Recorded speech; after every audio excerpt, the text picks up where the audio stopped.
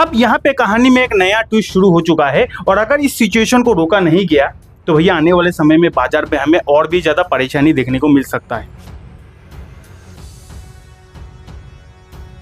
तो जी हाँ, जिस प्रकार का सिचुएशन शुरू हो चुका है, अगर इसको रोका नहीं गया ना तो हालात बद से बदतर हो सकती है। बाजार में बहुत बड़ा क्रैश हमें देखने को मिल सकता है। अब क्या खबर आया है, क्या सिचुएशन चल रहा है, शुरू हो चुका है, आज की वीडियो में उसके बारे में बात करने वाले हैं। साथ ही साथ रेड सी वार यानी कि एक और नया ट्विस्ट, ये जो ईरान और यूएस का वार चल रहा था, इसमें एक और नया ट्विस्ट शुरू हो चुका है। क्या है इसके पीछे की कहानी, उसके बारे में डिटेल में बात करने वाले हैं। न्यू टैरिफ, डोनाल्ड ट्रंप फिर से फॉर्म पे आ चुके हैं। टैरिफ पे टैरिफ लगाए जा रहे हैं। न्यू टैरिफ कौन से चीजों पर लगाया है उसके बारे में डिटेल में बात करेंगे। सीजीपी विन यानी कि कॉकरोच जनता पार्टी, ये जो हमारे देश में इतने दिनों से ये प्रोटेस्ट वगैरह चल रहा था, तो फाइनली सीजीपी विन हो चुका है, सीजीपी का जीत हो चुका है। इसके बारे में बात करने वाले हैं। और साथ ही साथ संडे का वीडियो है, तो आप सभी लोगों का काफी सारा कमेंट्स आया है, उन कमेंट का भी रिप्लाई देने की कोशिश करूंगा। तो आज की इस एक ही वीडियो में शेयर बाजार से रिलेटेड जितना भी न्यूज और अपडेट चल रहा है, सारा न्यूज आज आपको इस एक ही वीडियो से पता चलने वाला है। तो चलिए करते हैं वीडियो की शुरुआत। तो हमेशा की तरह शुरू करते हैं ग्लोबल मार्केट से। तो अगर ग्लोबल मार्केट में अमेरिकन बाजार को देखा जाए तो अमेरिकन बाजार में हमें थोड़ा बहुत तेजी और नेस्डेक में हमें थोड़ा बहुत गिरावट देखने को मिल रहा है। देन अगर यूरोपियन बाजार को देखा जाए तो यूरोपियन बाजार में हमें अच्छा खासा तेजी देखने को मिल रहा है। लेकिन अगर एशियन बाजार को देखा जाए तो पूरा का पूरा एशियन बाजार में हमें भयंकर गिरावट देखने को मिल रहा है। अब ये जो एशियन बाजार में हमें इतना ज्यादा गिरावट देखने को मिल रहा है, इसके पीछे क्या ही कारण हो सकता है? तो इसके पीछे वही पुराना घिसा पीटा कारण है, यूएस और ईरान का वार। जी हाँ दोस्तों, यूएस और ईरान एक दूसरे पर फिर से जोरदार स्ट्राइक्स वगैरह, हमला वगैरह करना शुरू कर दिया है।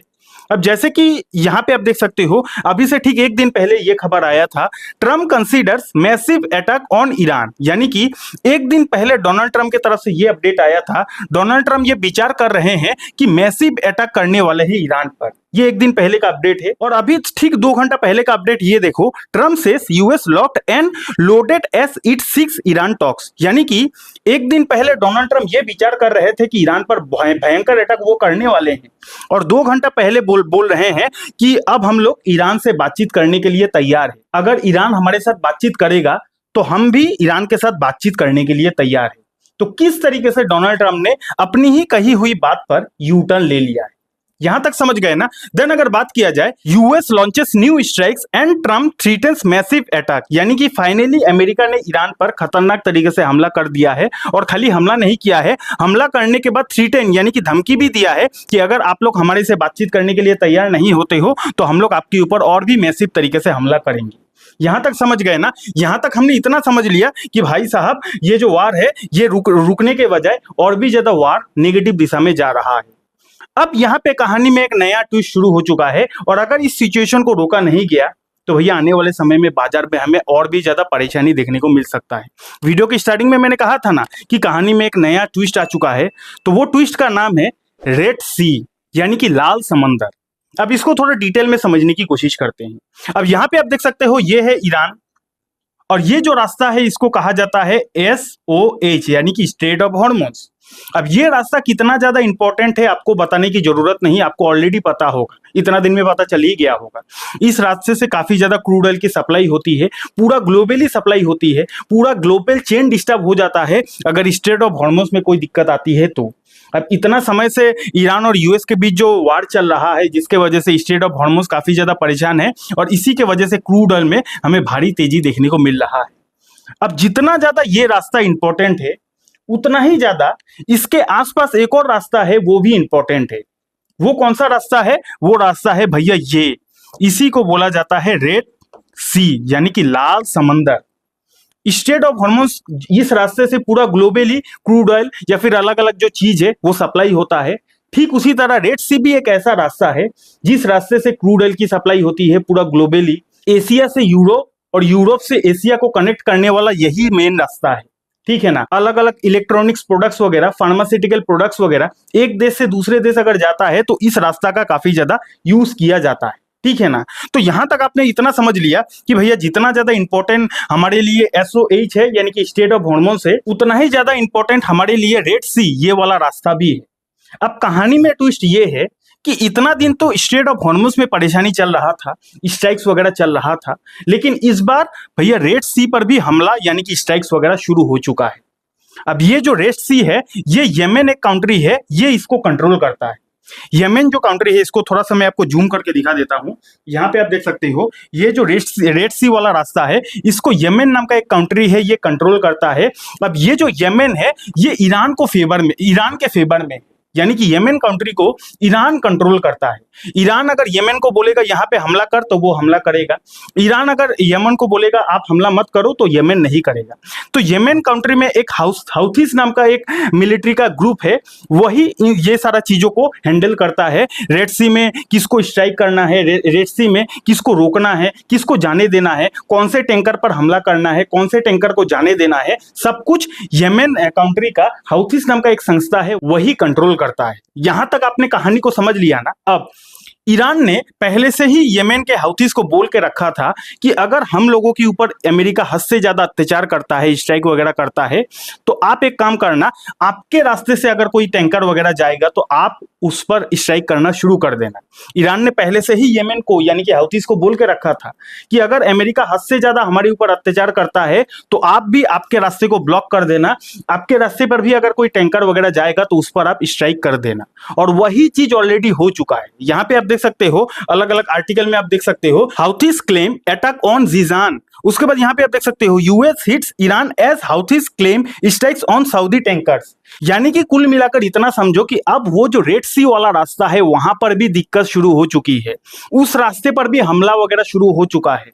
उस रास्ते पे हाउथीज अलग अलग सऊदी जाने वाला जो टैंकर है उस पर हमला कर रहा है, और अमेरिका भी हाउथीज पर जोरदार स्ट्राइक करना शुरू कर दिया है। यानी कि जो चीज का डर था वही हो चुका है। इतना दिन हम लोग स्ट्रेट ऑफ हॉर्मुज से परेशान थे, अब कहानी में नया ट्विस्ट आ चुका है। अब हम लोग रेड सी से परेशान होने वाले, ठीक है ना। और ये रास्ता भी काफी ज्यादा इंपॉर्टेंट रास्ता है, और इस रास्ते से भी काफी ज्यादा व्यापार होता है। तो व्यापार वाले रास्ते पर अगर परेशानी आएगा तो पूरा ग्लोबल चेन जो है वो डिस्टर्ब हो सकता है। उसके बाद यहाँ पे आप देख सकते हो, Saudi military strikes Houthis targets in Yemen after the Iran backed military attacks. यानी कि यही 1 घंटा पहले का खबर है। अभी हर जगह वही खबर देखने को मिल रहा है कि रेड सी पर हमला हो रहा है, हाउथीज अलग अलग जगह पर हमला वगैरह कर रहा है, ठीक है ना। तो काफी ज्यादा नेगेटिव है ये सब मार्केट के लिए। देन अगर बात किया जाए तो एक अच्छी खबर हम लोग ये मान सकते हैं, अभी के लिए यही अच्छी खबर है कि पाकिस्तान कोशिश कर रहा है कि यूएस और ईरान के बीच टॉक करवाए, यानी कि बातचीत करा के ये सारी चीजों को, ये सारी परेशानियों को सुलझा दे।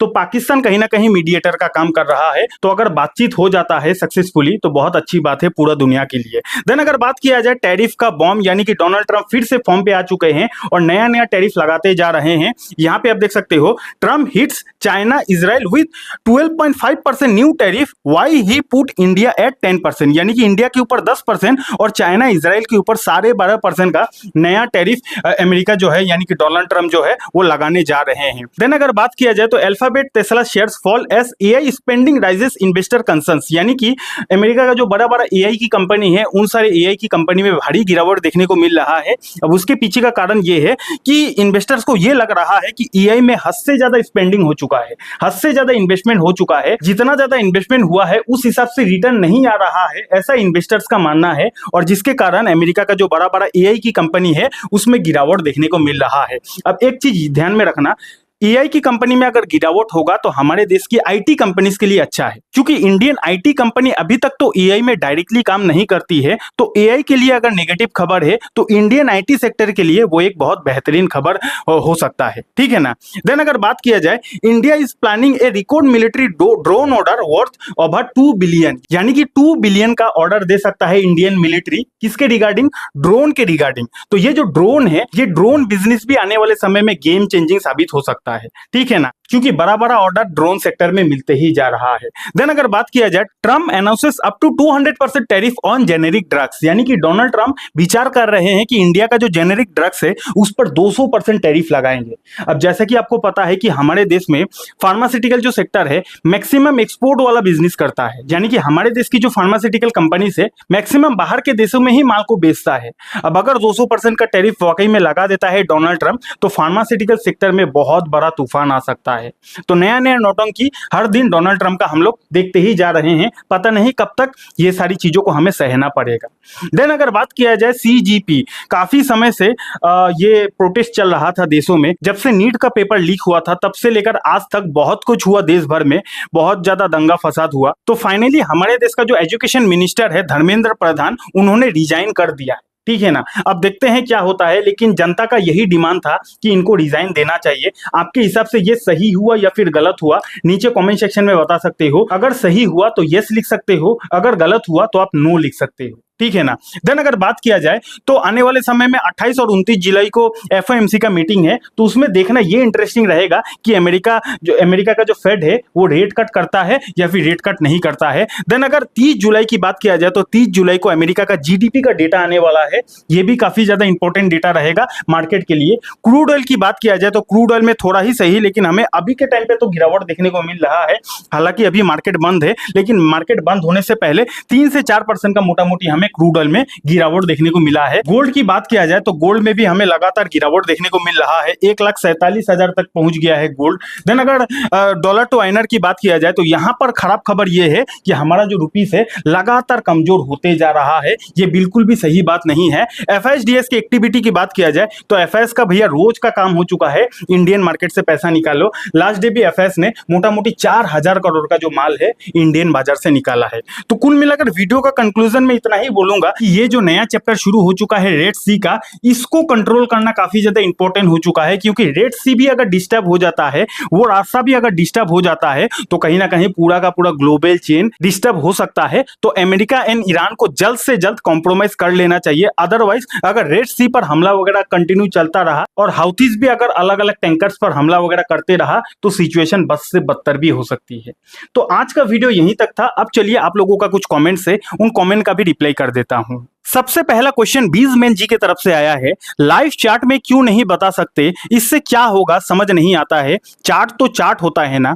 तो बीजमैन जी आप अपने जगह सही हो, लेकिन एज ए इन्फ्लुएंसर हमें काफी सारे रूल्स एंड रेगुलेशन को मानकर ही वीडियोस को बनाना पड़ता है। कुछ टाइम पहले सेबी का एक नया गाइडलाइन आया था जिसमें यह बताया गया था कि आप लाइव चार्ट को दिखाकर वीडियो नहीं बना सकते, और जिसके कारण हम लोग मजबूरन लाइव चार्ट को दिखाकर वीडियो नहीं बना पा रहे हैं। और अगर बनाते भी है तो आज नहीं तो कल हमारे ऊपर बहुत जोरदार एक्शन हो सकता है। तो भैया हम नहीं चाहते हैं कि हमारे करियर के ऊपर या फिर हमारे चैनल के ऊपर कोई एक्शन हो, जिसके कारण ही मजबूरन मुझे पुराना चार्ट में आपको समझाना पड़ता है। अब कोई अलग रास्ता भी नहीं है। मैं भी जानता हूं कि लाइव चार्ट में किसी भी चीज को समझाना और पुराने चार्ट पर समझाने में जमीन एंड आसमान का अंतर है, लेकिन कोई रास्ता भी नहीं है, और इसी कारण मैं आपको लाइव चार्ट में किसी भी चीज को, किसी भी कॉन्सेप्ट को नहीं समझा सकता हूं। अगला सवाल चंदन घोष जी की तरफ से आया है, respected sir, we want to know top 5 indicator with all time frame. Sir we confuse different time frame with indicator. Chandan ji अगर आप कंफ्यूज हो अलग अलग टाइम फ्रेम में अलग अलग इंडिकेटर को कैसे लगाया जाता है, इसको सिंपल भाषा में समझो। जिस तरह अलग अलग टाइम फ्रेम में एनालिसिस किया जाता है, जैसे कि मैंने आपको बताया है ना, अगर आपको स्विंग ट्रेडिंग करना है तो बड़ा टाइम फ्रेम से छोटा टाइम फ्रेम तक आपको आना चाहिए, एनालिसिस करना चाहिए। यानी कि पहले 1 मंथ का कैंडल टाइम फ्रेम में आपको एनालिसिस करना है, फिर 1 वीक में, फिर 1 डे में आना है। उसी तरह इंडिकेटर का भी यूज करना है। अगर आपको इंडिकेटर से एनालिसिस करना है तो जिस ट्रेडिंग को आप करना चाहते हो, फॉर एग्जांपल अगर आपको स्विंग ट्रेडिंग ही करना है तो पहले 1 मंथ का टाइम फ्रेम लगाओ और इंडिकेटर को देखो कि इंडिकेटर क्या सिग्नल दे रहा है। फिर 1 वीक में देखो इंडिकेटर क्या सिग्नल दे रहा है, फिर 1 डे में देखो। यानी कि बड़ा टाइम फ्रेम से छोटा टाइम फ्रेम तक आपको एनालिसिस करते आना है, ठीक है ना। तो आशा करता हूं आप समझ चुके होंगे। अगला सवाल जिगर खान जी की तरफ से आया है, भाई आपको तो सब कुछ आता है तो आप क्यों ट्रेडिंग नहीं करते हो। तो जिगर खान जी, किसने कहा कि मैं ट्रेडिंग नहीं करता हूं। अब ये बात अलग है कि मैं ट्रेडिंग करके जो पैसा कमाता हूं वो आप लोगों को दिखाता नहीं, ज्यादा शो ऑफ नहीं करता कि देखो मैंने ये खरीद लिया, वो खरीद लिया, इतना पैसा कमा लिया। तो शो ऑफ ना करने का मतलब ये बिल्कुल भी नहीं है कि मैं ट्रेडिंग नहीं करता और मैं ट्रेडिंग से पैसा नहीं कमाता। ये अलग बात है कि मैं ज्यादा शो ऑफ वगैरह नहीं करता सोशल मीडिया पर, ज्यादा पैसा वैसा नहीं दिखाता, क्योंकि मैं काफी ज्यादा मिडिल क्लास फैमिली से आया हूँ, यहाँ तक पहुंचा हूँ, तो वो सब करना मेरे को ज्यादा पसंद नहीं है। अगला सवाल आया है विवेक यादव जी की तरफ से, कौन सा ऐप से ट्रेडिंग करे सर, सर प्लीज बताइएगा। तो विवेक जी देखिए, मैं ये इस वीडियो में कोई प्रमोशन नहीं करने वाला, लेकिन जिस ब्रोकर को मैं खुद यूज करता हूं, मैंने उसी ब्रोकर का लिंक नीचे डिस्क्रिप्शन पर दे दिया है। वहां से भी आप अपने लिए बिल्कुल अच्छा वाला डीमेट अकाउंट खुलवा सकते हो। तो अगर आप ये चाहते हो कि जिस ऐप को मैं खुद यूज करता हूं उसी ऐप में आप भी ट्रेडिंग करो, तो लिंक आपको डिस्क्रिप्शन पर मिल जाएगा, वहां से डीमेट अकाउंट खुलवा सकते हो। अगर आप सभी के मन में भी कोई डाउट है, कोई सवाल है, कुछ पूछना है, नीचे कमेंट कर देना, अगला वीडियो में आपका आंसर देने की कोशिश करूंगा। अगर आपने हमारे फ्री ट्रेडिंग कोर्स को अभी तक ज्वाइन नहीं किया है, यहाँ पे क्लिक करके इस वीडियो को देख सकते हो। और अगर आपको शेयर मार्केट में अपना पहला कदम रखना है तो उसके लिए आप यहाँ पे क्लिक करके इस वीडियो को देख सकते हो। बहुत बहुत धन्यवाद।